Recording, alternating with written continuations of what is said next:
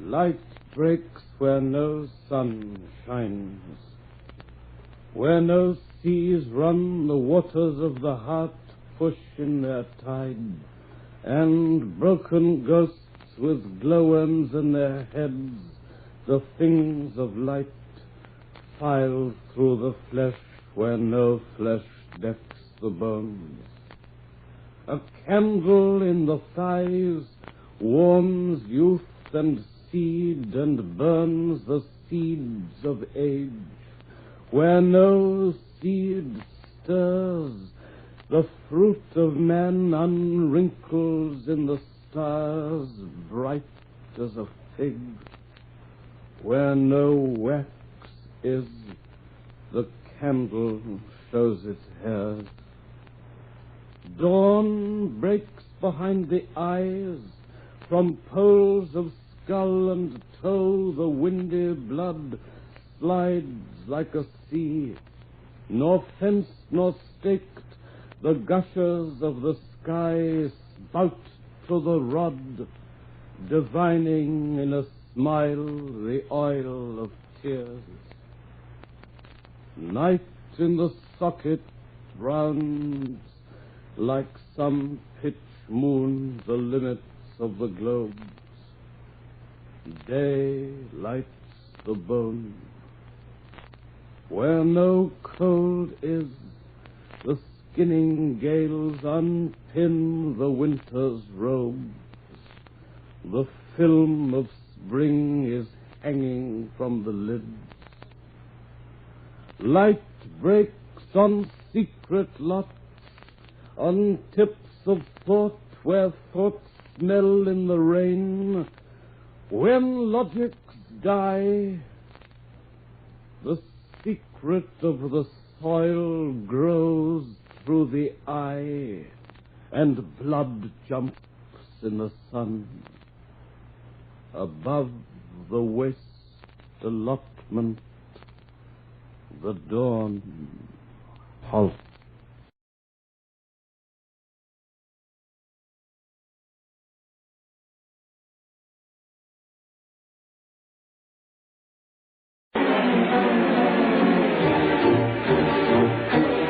Montag. I knew it. I knew it. Of course, all this...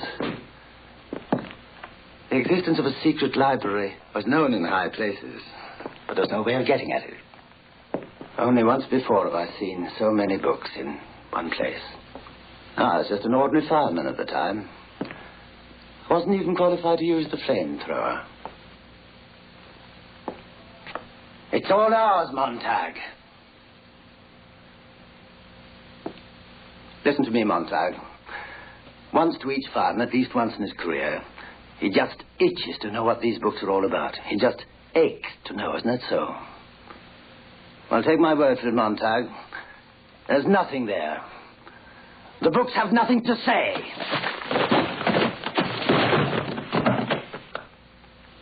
Look, these are all novels. All about people that never existed. The people that read them and makes them unhappy with their own lives, makes them want to live in other ways that can never really be.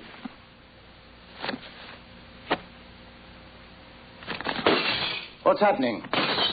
This house is condemned. They're said to burn the books right here with everything else. Well, burning the house is one thing. Burning the books is another, isn't it? It's never any good burning everything together. Go on, Montag. All this philosophy. Let's get rid of it. It's even worse than the novels. Thinkers, philosophers, all of them saying exactly the same thing, only I am right. The others are all idiots. One century they tell you man's destiny is predetermined. The next they'll say that he has freedom of choice. No, it's just a matter of fashion, that's all, philosophy. Just like short dresses this year, long dresses next year. Look. All stories of the day. Biography, that's called. An autobiography. My life, my diary, my memoirs, my intimate memoirs. Of course, when they started out, well, it was just the urge to write. Then after the second or third book, all they wanted was to satisfy their own vanity, to stand out from the crowd, to be different. to be able to look down on all the others. Ah, Critics' Prize. Ah, this is a good one. Of course, he had the critics on his side. Lucky fellow. Huh? Just tell me this, Montag. At a guess, how many literary awards would you say were made in this country on an average each year? 5, 10, 40? No less than 1,200. Anybody that put pen to paper was bound to win some prize someday. Ah, Robinson Crusoe. The Negroes didn't like that because of his man, Friday. And Nietzsche. Ah, Nietzsche. The Jews didn't like Nietzsche. Now, here's a book about lung cancer. You see, all the cigarette smokers got into a panic, so for everybody's peace of mind, we burn it. Ah, now this one must be very profound. The Ethics of Aristotle. Now, anybody that read that must believe he's a cut above anybody that hadn't. See, it's no good, Montag. We've all got to be alike. The only way to be happy is for everyone to be made equal. So, we must burn the books, Montag. All the books. Sir? Yes, what's the matter? Trouble with the old lady downstairs.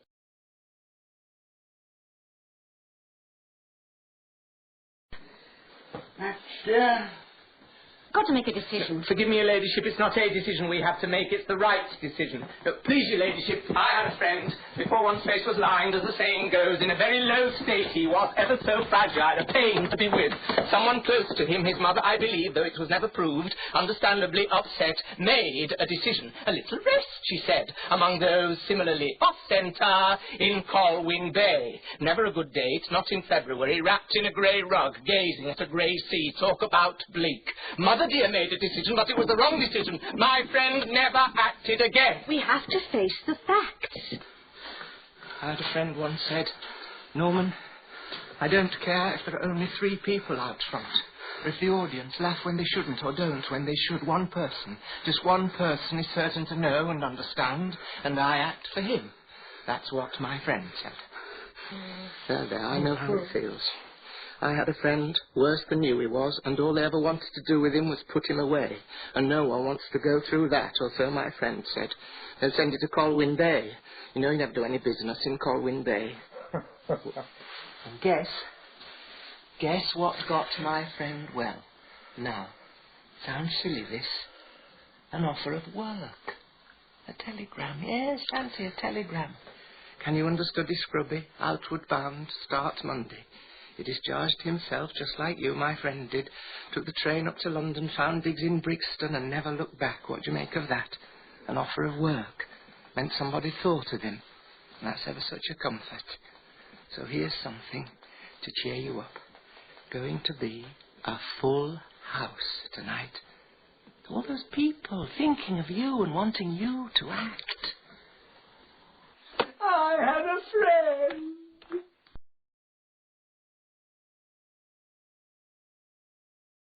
Every now and then, I guess we all think realistically about that day when we will be victimized with what is life's final common denominator. That's something we call death. We all think about it, and every now and then I think about my own death, and I think about my own funeral, and I don't think of it in a morbid sense. Every now and then I ask myself, what is it that I would want said? And I leave the word to you this morning. If any of you are around when I have to meet my day, I don't want a long funeral. And if you get somebody to deliver the eulogy, tell them not to talk too long. Every now and then I wonder what I want them to say. Tell them not to mention that I have a Nobel Peace Prize. That isn't important. Tell them not to mention that I have 300 or 400 other awards. That's not important. Tell them not to mention where I went to school. I'd like somebody to mention that day that Martin Luther King Jr. tried to give his life serving others. I'd like for somebody to say that day that Martin Luther King Jr. tried to love somebody. I want you to say that day that I tried to be right on the wall question. I want you to be able to say, that day that I did try to feed the hungry. I want you to be able to say that day that I did try in my life to clothe those who were naked. I want you to say on that day that I did try in my life to visit those who were in prison. I want you to say that I tried to love and serve humanity. Yes, if you want to say that I was a drum major, say that I was a drum major for justice. Say that I was a drum major for peace. I was a drum major for righteousness. And all of the other shallow things will not matter. I won't have any money to leave behind. I won't have the fine and luxurious things of life to leave behind. But I just want to leave a committed behind. And that's all I want to say. If I can help somebody as I pass along, if I can cheer somebody with a word of song. Private lives of people here are infinitely wilder than they would appear to be on the surface, in the open. Is that indeed why there is wildness in the characters of the plays you've written about yourself? Yes, I like to show the surface of their lives and then to show what's back of the surface, that makes an interesting contrast. Maybe that's why people everywhere can relate to your characters, no matter where they come from. I hope they can. I've never understood it because I think of myself as being a very, very peculiar and eccentric person, and I don't see how the majority of people could relate at all to the people I create. Maybe it's the eccentric in each individual that they see. You think other people are as eccentric as me? In a more hidden way. Well, that's a relief to hear that. It's very encouraging. I shall continue with my eccentricity now. Battle's higher. He's a cheat. And he's a fat slob, Betty. And that's it. That's his good point. That's the three good things about him. I know one way to get Lou Albano's goat, Daddy. Because me and Johnny's been with him since 1970, baby. 1970, Daddy, he's been cutting our purse. 30%. And all you got to do, people, is say, crazy Lou Albano. Not Captain, crazy, baby. Lou's crazy, Daddy. Lou was crazy, brother. Do you ever try to talk sane? Did you ever try to talk sane to an insane person? Did you ever try to be reasonable with an irreasonable person? Did you ever try to be friendly to an unfriendly person?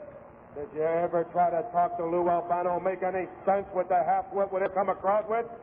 We never needed you, Lou, and you're gonna spit on the day of the calendar that you ever turned your back on Jimmy and Jerry and Johnny, baby. The captain came to me one early morning, baby, and he says, Jimmy, Johnny, you can always tell a crazy person because he's got crooked teeth. And then Lou Albano smiled, and he don't have a straight tooth in his head, baby. He's crazy. Lou Albano. Well, why the question is, why the complete metamorphosis? Why the complete change? I mean, you don't have to get scientific about this. There's nothing like that. A couple of months ago, the Valiant brothers were extolling the virtues of Captain Lou Albano. Now, the Valiant brothers indeed are just... Lou Albano's about the lowest thing on your totem pole. What is it? I want to say this. What started the whole thing off is Lou kept interfering in our matches. We had a match with Tito Santana and Tusky. We had the match just about won. What happened?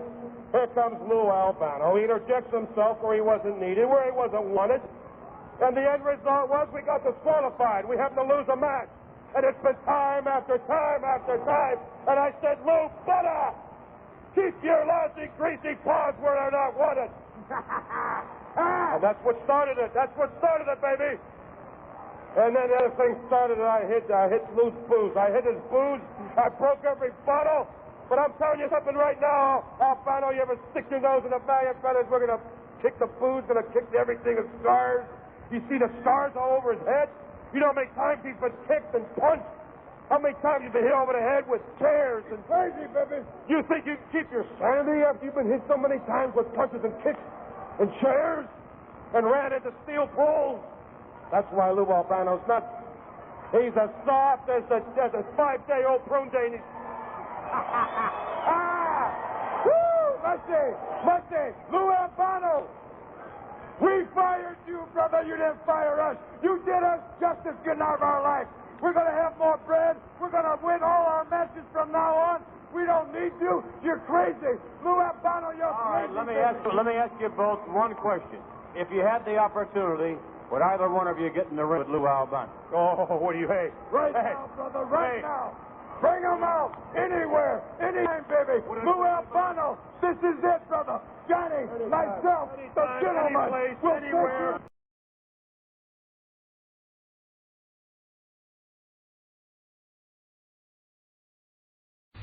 Sometimes a night funeral going by carries home a cool bop daddy.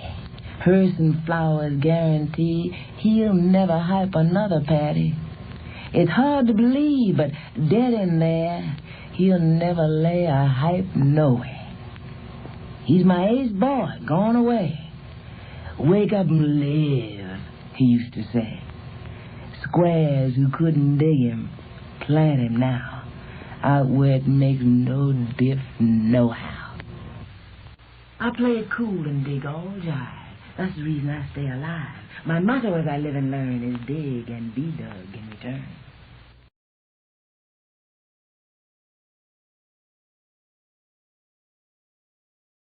Anytime you beg another man to set you free, you will never be free. Freedom is something that you have to do for yourself. Just like the white man in America brought about freedom for himself by letting the people who oppressed him and colonized him know that he was willing to pay the price. And until the American Negro lets the white man know that we are really ready and willing to pay the price that is necessary for freedom, our people will always be walking around here second-class citizens, or what you call 20th century slaves. What price are you talking about, sir? The price of freedom is death.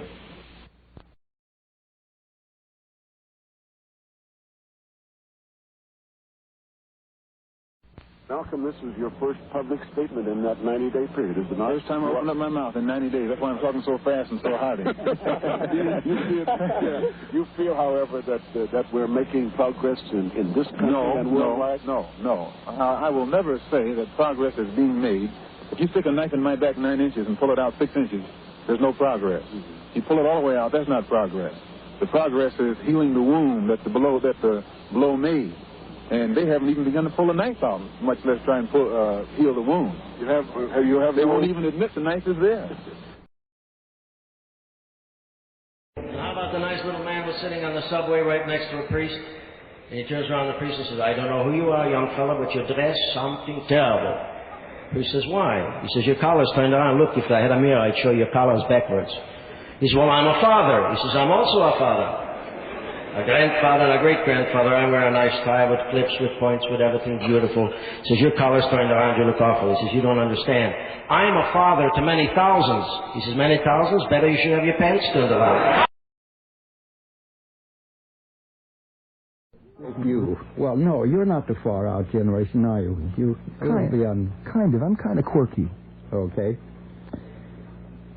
The freak-out, the flop-out, the psych-out, the drop-out, the blackout, the fallout, the conk-out, the cop-out, the wipe-out, the sweat-out, the strike-out, the sell-out are warning the world we should all get the hell out.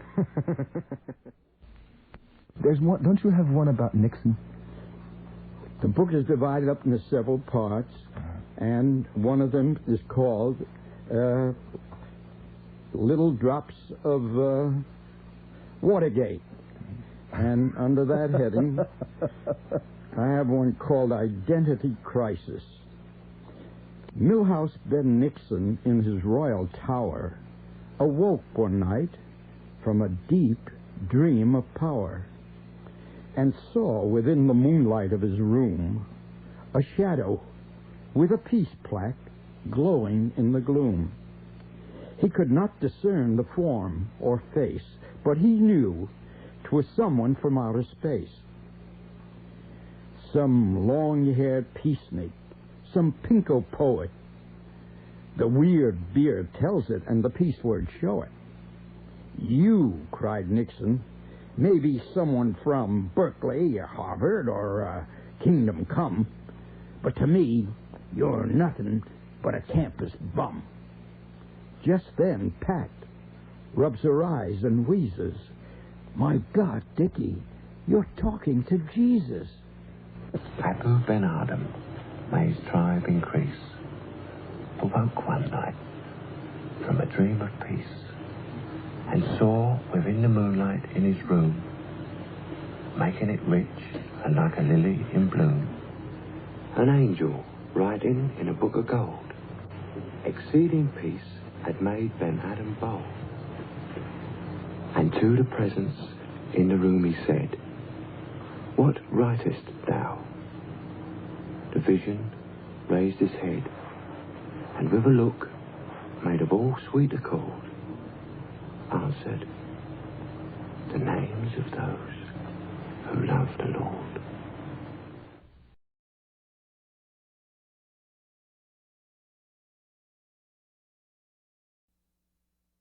Slim in hell.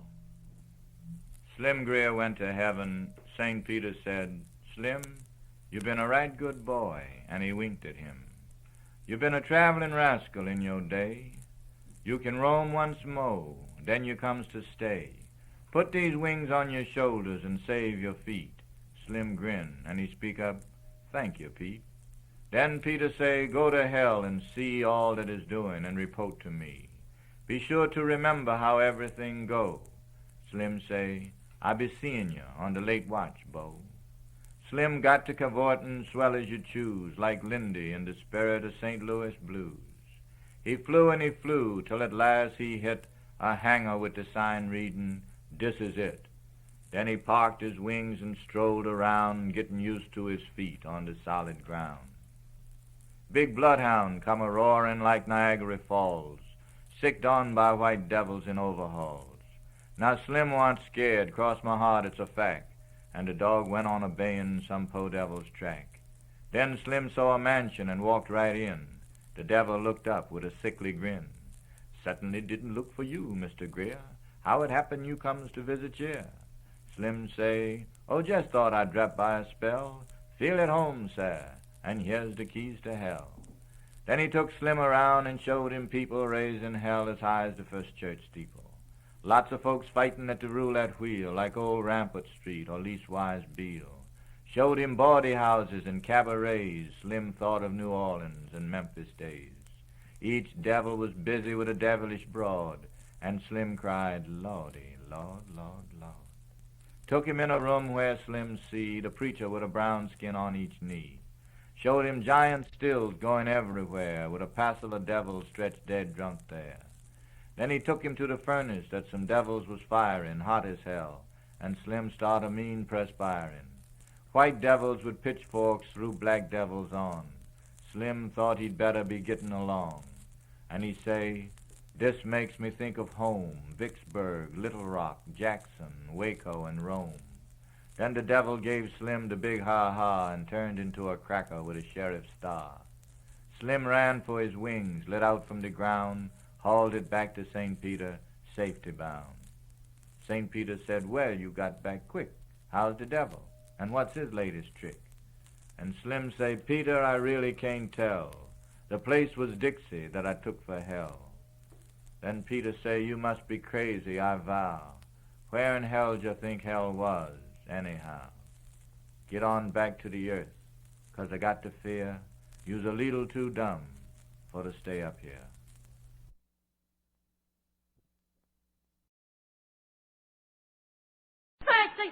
Monsieur.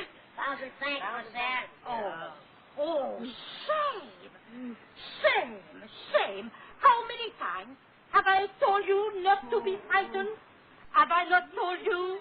God look after all his children.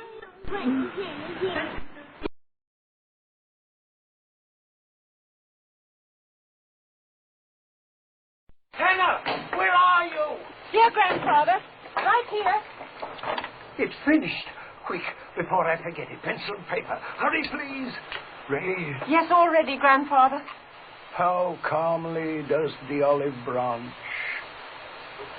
observe the sky begin to blanch, without a cry, without a prayer, with no betrayal of despair. Sometime, while night obscures the tree, the zenith of its life will be gone past forever. And from thence a second history will commence. A chronicle no longer gold, a bargaining with mist and mold, and finally the broken stem, the plummeting to earth, and then an intercourse not well designed for beings of a golden kind, whose native green must arch above the earth's obscene, corrupting love. And still the ripe fruit and the branch observe the sky begin to blanch, without a cry, without a prayer, with no betrayal of despair. Oh, courage! Could you not as well select a second place to dwell, not only in that golden tree, but in the frightened heart of me? Have you got that, Hannah?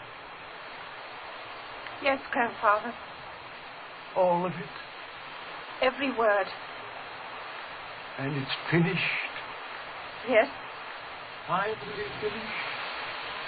Yes, finally finished. And it's good. Beautiful. Is it good? Beautiful, Grandfather. Oh, Grandfather, I'm so happy for you. Thank you for writing such a lovely poem. It's worth the long wait. Can you sleep a little now? I'll fetch your shawl. I'd like to pray now.